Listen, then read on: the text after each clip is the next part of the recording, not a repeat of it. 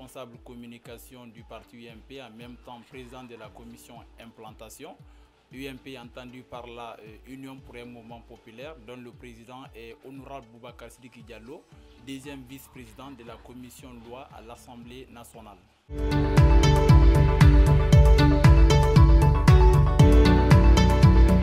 Si vous vous rappelez bien, à un moment donné, l'opposition républicaine avait convoqué une retraite à Kondéa, une retraite au cours de laquelle l'opposition devrait se pencher sur les questions majeures de la Guinée, plus particulièrement les questions de l'opposition républicaine.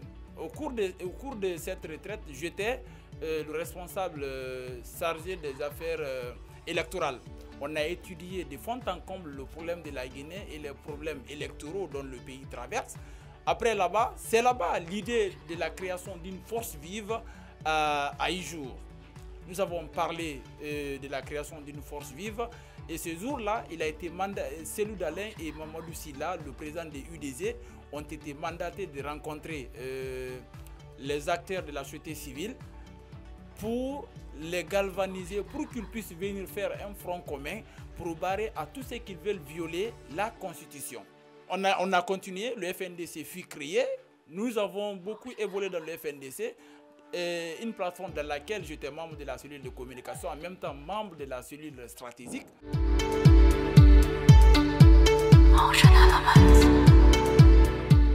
Nous avons remarqué un détournement de l'idéal du front au détournement de certains partis politiques qui se croyaient grands. Imaginez, le front a été créé, le nom a été choisi qui stipule FNDC, Front National de la Défense de la Constitution. Ce nom n'est pas contre quelqu'un, ce nom était plutôt contre tous ceux qui violent la Constitution.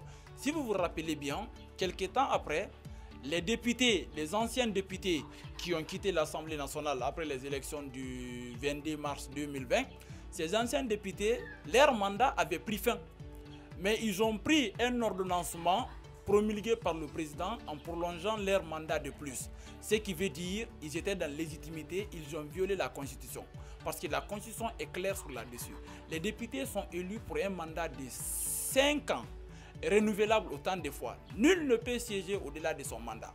Mais les gens là, ils sont focalisés sur l'article 2 du règlement intérieur de l'Assemblée nationale pour dire que le règlement leur oblige de rester jusqu'à ce qu'une nouvelle assemblée soit mise en place. Ça, c'était une violation flagrante de la loi. Nous avons manifesté lors de cette rentrée parlementaire hors de leur mandat, une manifestation au cours de laquelle M. Dr Faye Milimono fut arrêté, mais on n'a pas été compris. On n'a pas été compris, comme je vous ai si bien dit. À la réunion, la question fut posée. Le front est créé pour défendre la Constitution ou pour se battre contre le professeur Alpha Condé, qui n'était pas en ce moment dans la réalité, dont les gens étaient dans l'imagination que le président voudrait changer la Constitution. Il ne s'était pas prononcé. Mais il y avait des gens à l'interne de ce front qui ont violé la Constitution, que le front protégeait, au détriment du professeur Alpha Condé qui n'avait même pas parlé. Nous, on avait trouvé ça de 2 poids 2 mesures dont il fallait combattre. Et quand tu prends la charte du front, la charte était claire sur là-dessus. Il dit le leadership du front doit revenir officiellement au gars de la société civile. Mais nous avons constaté une violation flagrante de ces dispositifs de la charte de FNDC. Parce que monsieur le chanteur qui est au niveau de l'UFR, Bill Décembre, qui est un militant de l'UFR, a été désigné à un moment donné comme le responsable de communication du Front DDC. C'était une violation flagrante, je le dis bien, de la charte qui fait fonctionner le FNDC. À un moment donné, la même charte dit que le Front ne doit pas se mêler aux questions politiques des partis politiques. La question de participation aux élections législatives fut posée. Les partis politiques avaient le plein droit, la légalité de décider eux-mêmes s'ils vont participer ou pas. Le Front, à notre fort étonnement, a fait une réunion avec 3 personnes, à savoir M. Sidya Touré, M. Selou Dalein Diallo. Ils ont fait sortir une déclaration dans laquelle ils font savoir aux gens que le Front a décidé à l'unanimité qu'aucun parti politique du Front ne prendront part à ces élections. C'était flagrant ça.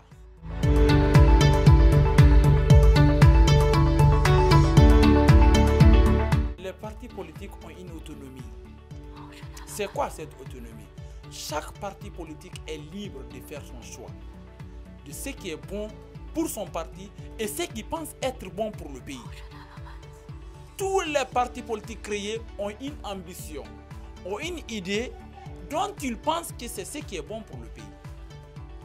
Pour ces deux partis politiques, s'ils pensent qu'aller ces élections n'est pas bon pour le pays, c'est leur perception personnelle. Moi, je ne peux pas le commenter. Ils sont libres de ne pas y aller. C'est leur droit. Mais je les invite à ne pas empêcher ceux qui veulent aller. Ça, c'est contre-productif. Leur droit, c'est d'aller ou de ne pas aller. Ils ont joué le droit de ne pas aller. Nous aussi, nous avons le droit d'aller ou de ne pas aller. Nous avons préféré le droit d'aller.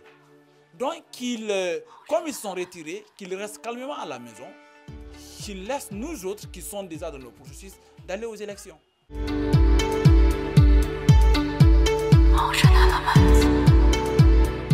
Je ne peux pas être à la place de celui d'Alain Diallo. Si j'étais à la place de celui d'Alain Diallo, le nombre de morts qu'on a enregistré, on n'aurait pas enregistré.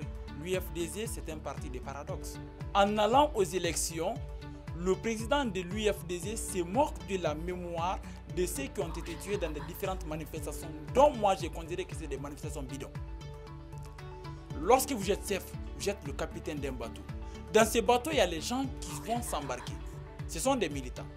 Lorsque vous ne croyez pas à un projet, lorsque vous ne croyez pas à satisfaire quelque chose, n'engagez pas ces militants dans cette lutte. Mais ils font des marchandages sur ces gens. Ils font des marchandages sur les gens. Vous avez dit, on ne reconnaît pas la Constitution. Les gens sont sortis, les gens se sont battus. Il y a eu des morts. Jusqu'à présent, vous ne reconnaissez pas cette Constitution. Maintenant que le monde entier, l'opinion nationale et internationale, a tourné la page de la Constitution de 2010, vous voulez bénéficier des avantages de la Constitution de 22 mars. C'est ce qui le pousse à aller aux élections. Moi, je ne vais pas le cacher. L'UFDG a un plan très clair, mais il pense que le plan là n'est pas connu. Le plan là est connu de tout le monde. Je vais vous le dire sur l'antenne. Je ne le cache pas. Aujourd'hui, l'UFDG va bien aller aux élections. Vous savez pourquoi? De un, il se moque de la mémoire de ceux qui sont décédés. De deux, il veut foutre ces pays dans la merde. Ils vont aller aux élections. Les militants vont les lâcher parce que les militants ne sont pas dans l'idée d'aller à ces élections. Ils ne peuvent pas gagner. Aujourd'hui, n'importe qui va aux élections avec le professeur Alpha Condé, il va gagner. Parce qu'il a préparé le terrain, il a le militant qu'il faut. Bien sûr, il y a des malaises quelque part. Mais le professeur Alpha Condé aujourd'hui a des militants qu'il faut. Ils sont déjà sur le terrain. Et jusqu'à présent, lui est en train de discuter, on va aller, on ne va pas aller. Tu sais pourquoi ils vont aller? Ils vont aller à ces élections. Le jour de proclamation des résultats, ils vont dire non, qu'ils ont remporté les élections et créer un gouvernement parallèle. Mettre le pays dans la merde. C'est ça un peu le jeu. Mais, là où il dort, là où il se cache, nous avons un œil sur tout ça. Nous connaissons tout ce qui se passe là-bas.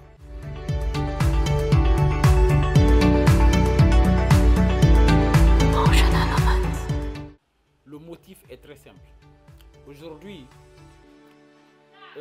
la population guinéenne a une idée très claire. L'aspiration, c'est le changement.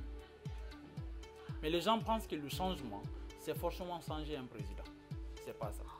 Aujourd'hui, nous, à l'UMP, nous aspirons à des types de changements. C'est-à-dire le changement générationnel. Quand Alpha quitte, il ne faudrait pas que notre vie vienne au pouvoir, que ce soit plutôt un jeune. Et aujourd'hui, si on enlève le pouvoir dans la main d'Alpha Condé, c'est forcément un seul incident qui viendra prendre le pouvoir. Non, on ne veut pas ça. Parce que c'est le même système. Le même système créé au temps de Condé, c'est le même système qui continue encore dans le temps d'Alpha Condé. Le mieux, c'est de permettre à Alpha Condé de finir ses œuvres. Et quand il laisse le pouvoir en 2026, nous allons prendre le pouvoir. La décision n'a pas été facile. Parce qu'au sein de nos partis politiques, la démocratie existe. Chaque militant s'exprime sur une question posée. Quelles sont les questions qui étaient posées dans nos différents âges? Parce que n'oubliez pas que la CARP dont nous sommes membres convergents des acteurs pour la relève, compose 34 partis politiques. Dans chaque AG des partis politiques, les questions qui ont été posées, c'était de savoir, voulons-nous une alternance au détriment de l'instabilité ou un changement générationnel pour le progrès du pays? Nous aspirons tous à un développement. Aucun développement n'est possible sans la paix. Et pour préserver cette paix, c'est d'aider le professeur Alpha Condé. Et vu l'histoire politique de ce pays, les gens là n'inspirent plus. Il faudra donc finir le mal avec Alpha Condé et changer catégoriquement la classe politique en 2026.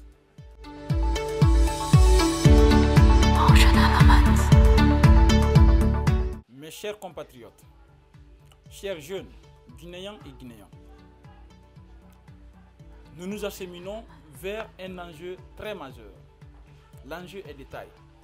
Il est temps pour nous de prendre notre responsabilité. Cette responsabilité, il ne s'agit pas de chercher le professeur Alpha Condé pour envoyer un autre octogénaire. Il s'agit de changer pour ce qui est bon pour le pays. Aujourd'hui, le bonheur pour ce pays, c'est de permettre au professeur Alpha Condé de finir son mandat, de faire un mandat de plus, pour qu'il puisse partir avec tous ses vieux, pour nous redonner la force et le flambeau que nous allons porter très haut. Il a entamé des projets gigantesques. Je ne fais pas le bilan, je ne suis pas le juge des résultats de sa mandature. Mais je vous invite toujours à la retenue et au calme. Aux jeunes de l'Axe, je vous invite à la retenue. La vie est très chère. Les gens là, ils vous utilisent pour aboutir à leur fin, qui n'a rien à voir avec ce que vous pensez, mais ils souhaitent plutôt se faire de l'argent sur vos âmes.